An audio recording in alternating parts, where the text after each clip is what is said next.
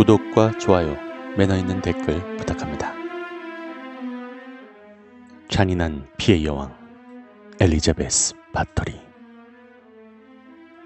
많은 사람들에겐 엘리자베스 바토리라고 알려져 있지만 원어로 에리체베트 바토리라고 하는 이 여성은 16세기경 실존했던 인물로서 세계 6대 살인마로 손꼽히고 있습니다.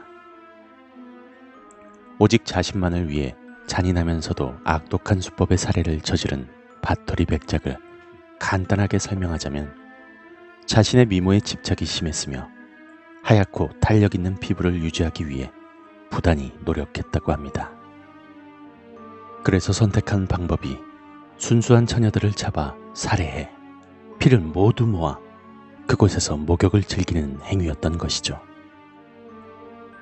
이름은 엘리자베스 바토리, 일명 피해 여왕으로 불립니다. 많은 소설과 작품에 나오는 드라큘라의 모티브가 된 인물 중에 하나죠. 엘리자베스 바토리는 1560년 현재 루마니아 서북부의 고원지방인 펜실베니아에서 가장 유서가 깊고 영향력이 있는 부유한 가문의 딸로 태어났습니다.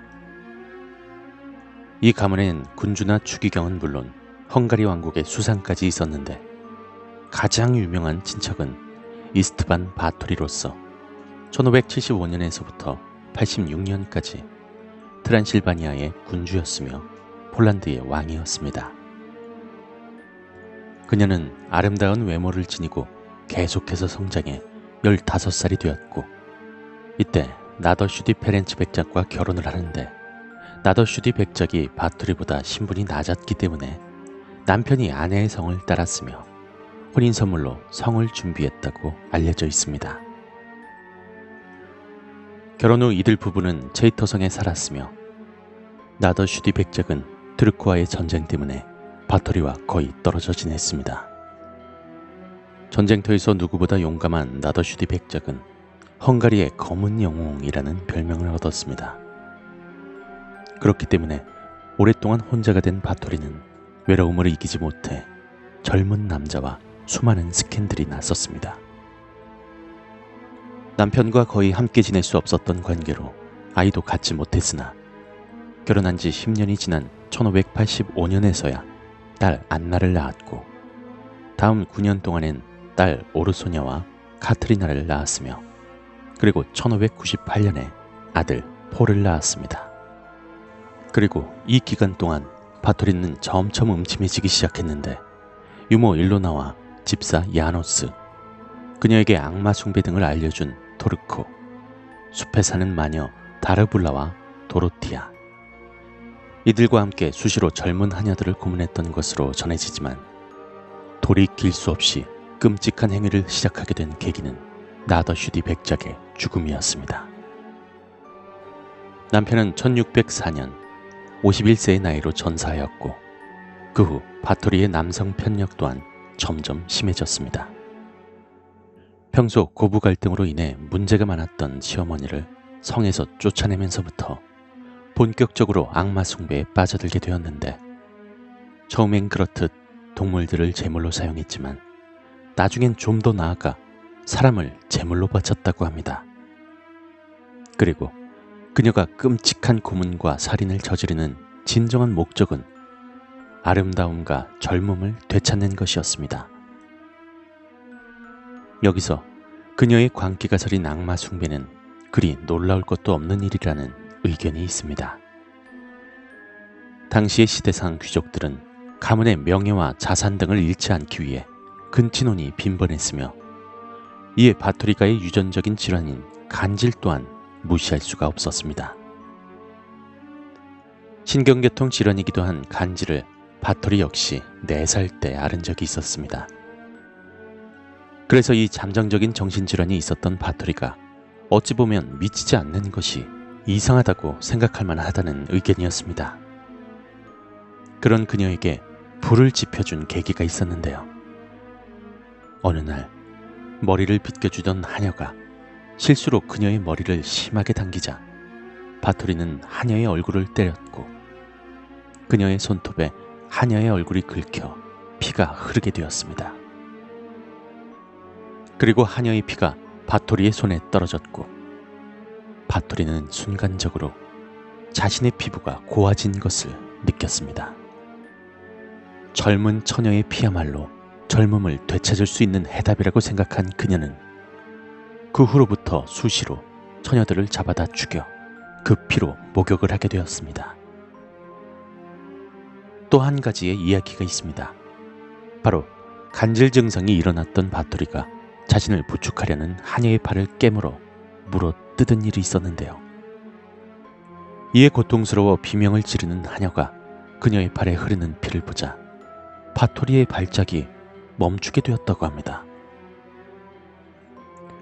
그래서 젊은 여자가 비명을 지르며 피를 흘리는 모습을 즐기게 되었다는 이야기도 있습니다.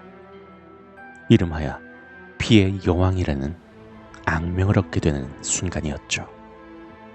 소나 돼지를 도축하듯 발목을 밧줄로 묶어서 거꾸로 매단 다음 목을 따서 흐르는 피를 받아 목욕했으며 가끔 아름다운 처녀가 잡혀오면 특별 메뉴로서 그 피를 마시기도 했는데요. 처음엔 잔에 받아 마셨지만 나중엔 직접 목을 물어뜯어 생피를 빨아 마셨다고도 합니다. 그리고 그녀는 또 한 가지 묘책을 생각했는데 허공에 매달아 놓은 철창에 처녀를 집어넣고 쇠꼬챙이로 찔러 피를 흘리게 만드는 것이었습니다. 그리고 그 철창 밑에서 아래로 흐르는 피를 가지고 샤워를 했습니다. 고문은 대개 수하들이 담당했지만 가끔은 백작 부인이 직접 처녀들을 고문하는 경우도 있었습니다. 당시엔 고문을 통해서 적의 정보를 캐내는 것이 빈번했기에 백작 또한 많은 고문기구를 가지고 있었습니다. 남편의 극악한 고문기구 중 하나를 이용하여 처녀들을 고문하는 것이 바토리의 또 다른 취미 중 하나였죠. 여기서 앞서 말했던 고문기구 중 하나인 철의 처녀가 가장 유명한 기구인데요.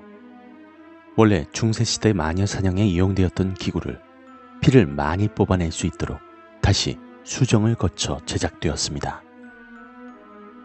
여성을 이 안에 넣으면 뚜껑이 달린 날카로운 칼날이 여자의 온몸을 찌르게 되고 고통스러워 몸부림을 치면 칠수록 더 깊숙이 찔리도록 제작되어 있는 기구입니다. 처음엔 신부가 장례를 치르게끔 바토리는 수습을 명했는데요. 갑자기 실종되는 처녀의 수가 많아지자 그 신부는 더 이상 장례를 치러주지 않았고 소문이 날까 두려운 나머지 바토리는 신부를 불러다 누구에게도 비밀을 발설하지 못하게끔 협박을 했습니다.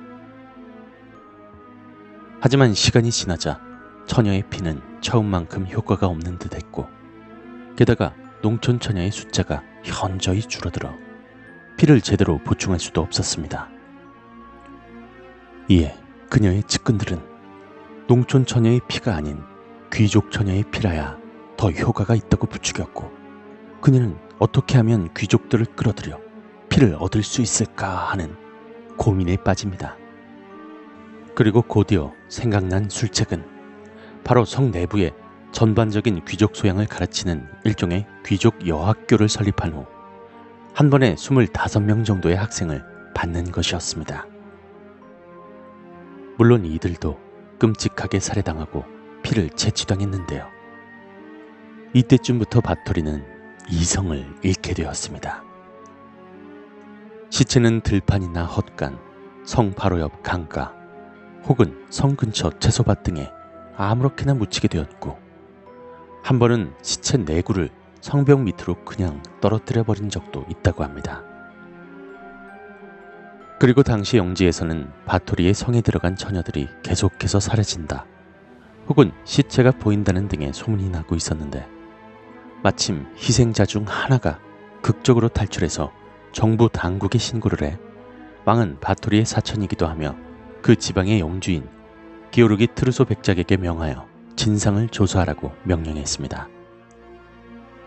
1610년 12월 30일 성문을 부수고 안으로 들어가자 온몸의 피가 모두 빠져 죽어있는 젊은 처녀들의 시체들이 쌓여 있었습니다. 또한 피비린내가 진동했으며 칼날에 찔린 채 아직 숨만 겨우 붙어있는 여자들도 있었습니다. 그리고 지하실로 내려가 보니 온갖 종류의 고문으로 만신창이가 된 젊은 처녀들이 수두룩했습니다. 게다가 성 주변을 파보니 여자의 시체 50여 구 이상이 발견되었다고 합니다. 재판은 1611년에 열렸지만 정작 바토리는 재판에 참석하지도 않았으며 유무죄에 관해서도 일체 언급을 하지 않았습니다. 재판에서 집사인 야노스는 처녀 37명을 살해했으며 그 중에 6은 일자리를 찾아 성에 들어왔던 여자였으며 대개는 몇 주, 심지어는 몇 달 동안이나 고문을 당하다가 죽었다고 자백했습니다. 하지만 실상은 총 630에서 660명이라고 하며 바토리는 이 모든 것을 일기에 써서 기록해서 남겼고 숫자는 이를 근거로 밝혀진 것이라고 합니다. 이 끔찍한 사건에 연루된 이들은 모두 목이 잘린 후 화형을 당했고 2명은 손가락을 잘린 후 산채로 불에 타 죽었지만 정작 모든 것의 원인이었던 바토리는 법적으로 귀족은 처형할 수 없다는 이유하에 목숨을 건졌습니다. 대신 높은 탑 꼭대기에 감금되었는데요. 감금 4년 만인 1614년 8월 말 54세의 나이로 어두운 깜방에서 세상을 떠나게 되었습니다. 몇 가지 확실한 바로는 바토리는 엄청난 미인이었으며 천사처럼 선해 보이는 외모를 가지고 있었고 피부가 우윳빛으로 무척이나 아름다웠다고 합니다. 그리고 제대로 교육을 받았던 여자였는데요. 남자를 능가할 정도로 엄청나게 똑똑해 헝가리어나 라틴어, 로마어에도 능통했으며 지적 수준이 상당한 경지에 올라 있었다고 합니다. 그녀가 죽은 후엔 100년 이상 바토리의 이름을 거론하는 것이 금지되어 있었으며 드라큘라는 로마니아 군주를 모델로 한 것이 아닌 이 바토리를 모델로 했다고 주장하는 학자들이 더러 많이 있었습니다. 이 바토리 백작 부인의 재판 기록은 아직도 헝가리에 보관되어 있으며 그녀의 잔인한 행동들을 재구성한 영화로도 개봉되었습니다. 그리고 이건 어디까지나 추측인데요. 이 모든 것들이 거짓이며 바토리는 그저 억울하게 죽음을 당한 희생자라는 말도 있습니다. 바토리가는 명성만큼이나 어마어마한 재산을 가지고 있었는데 오스만과의 전쟁으로 자금이 필요했던 헝가리의 성주들과 왕은 바토리가에게 천문적인 금액을 빌렸고 바토리의 남편이 죽자 미망인이 된 그녀의 재산과 영지를 노렸습니다. 남편의 집안과 헝가리 왕이 계속해서 그녀의 재산을 노렸지만 그녀는 웬만한 남자들보다 똑똑했고 전쟁 중에도 세금을 걷거나 전장에 물자를 지원하는 등의 수완을 지닌 여성이라 함부로 건드릴 수가 없었습니다. 결국 남편의 집안은 전쟁에 패한 이유가 그녀의 보급품 비리와 날조에 있다고 음모를 꾸몄고 그녀의 영지와 재산을 삼키고 자손들을 지키기 위해 그녀는 재산들을 남편의 가문에 분배해주며 자신들의 안위를 보전해주는 것을 조건으로 부탁했습니다. 그리고 후에 그 가문의 헝가리의 왕과 함께 그녀가 처녀의 피를 즐기는 마녀라 당국에 전했고 가진 수를 동원해 그녀를 유폐시키는 것에 성공했다고 합니다. 어디까지나 추측에 불과한 이야기들이지만 둘 다 유쾌하지만은 않은 이야기입니다. 사람을 고문하는 방법이 저렇게도 디테일하게 특화되어 있는 것을 보면 소름이 끼치는데요. 당시의 고문 기구를 보며 상상만 해도 정말 끔찍한 일인 듯합니다.